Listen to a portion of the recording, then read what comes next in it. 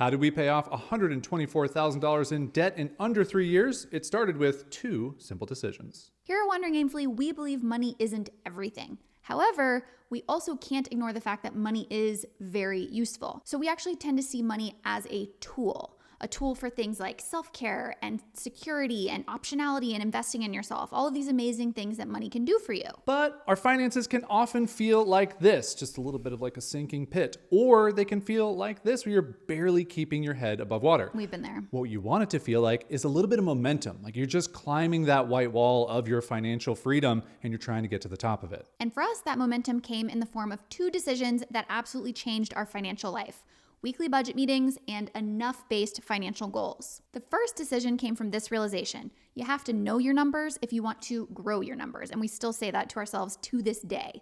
So knowing your numbers means logging into your bank accounts, and we know that facing your money anxiety is freaking hard. And how do we know this? Flashback to 2013 us, look how cute we are in our beginning of our relationship.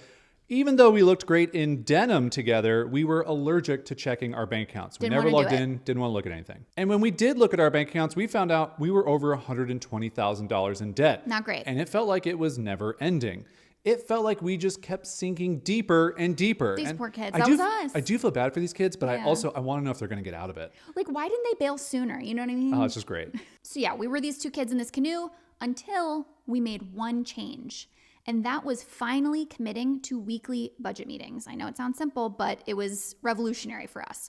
So every single week, we would log every single expense that we had. We would agree on how much of our debt to pay off together, and we would form a shared financial vision. Once the sting of stress and shame wore off a bit, we started to see it like a game. We were Princess Peach in this example, trying to jump over all the barrels and climb up and save little Mario from Donkey Kong, which would have been paying off our debt. And we did that in 2016. We celebrated with a money moon in Tahiti, and we never thought that would have been possible when we had $120,000 in debt hanging over our heads. To this day, we are debt-free and our business makes 5x what it did then, but we still have a weekly budget meeting. And that's because consistency wins. Finally facing our finances was a huge inflection point. It's a simple choice that can change your life. Now on to our second decision, which was enough-based financial goals. Out there in the online business world, you're always hearing people talking about 6 figs, 7 figs. It's all about the figs. Like, what is the obsession with all the figs? And the thing is, we get it. Big goals are motivating, but they don't always translate into your daily life. So yeah, social media is going to tell you that success looks like yachts and private jets and all of these different things. But when you sit down to think about your dream life, it's probably something closer to a little extra childcare, or finally saving up to have an emergency fund, or a couple more family road trips. The risk of setting arbitrary money goals like 6 figs or 7 figs is always wanting bigger and better and more just for the sake of more. Well, it's like too much pasta. Is that pasta or is that eggs? I think it's eggs, which makes it, or maybe it's mac and cheese. I hope it's mac and cheese. We're going to go with mac and cheese. So instead, we asked ourselves how much money would be enough for us to live a really good life.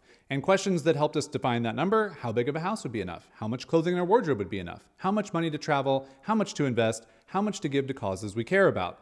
And we actually did the math. Our first enough number was $33,000 per month. Line by line, adding all of those things up into how much money would we need to make a month in order to cover those things. And it was even more motivating because we could picture it. We could see how much we wanted to spend on vacations, how much money would create freedom and peace for us. And all these things we now knew because we actually defined them. Satisfaction is the feeling that your cup is full.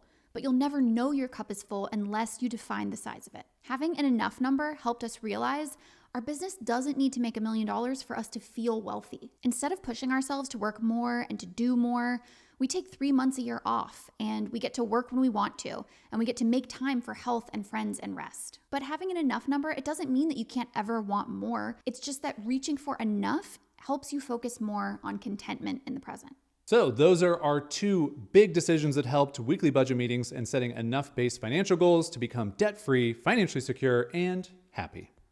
Thanks for watching our Calm Business Encyclopedia series, your A to Z guide for running a business that's predictable, profitable, and peaceful. If you want to find out how calm your business currently is, take our Calm Business quiz over at wanderingaimfully.com/score and get personalized ideas on how to reduce the chaos, stop scrambling for income, and end the cycle of burnout once and for all. Calm Biz Quiz.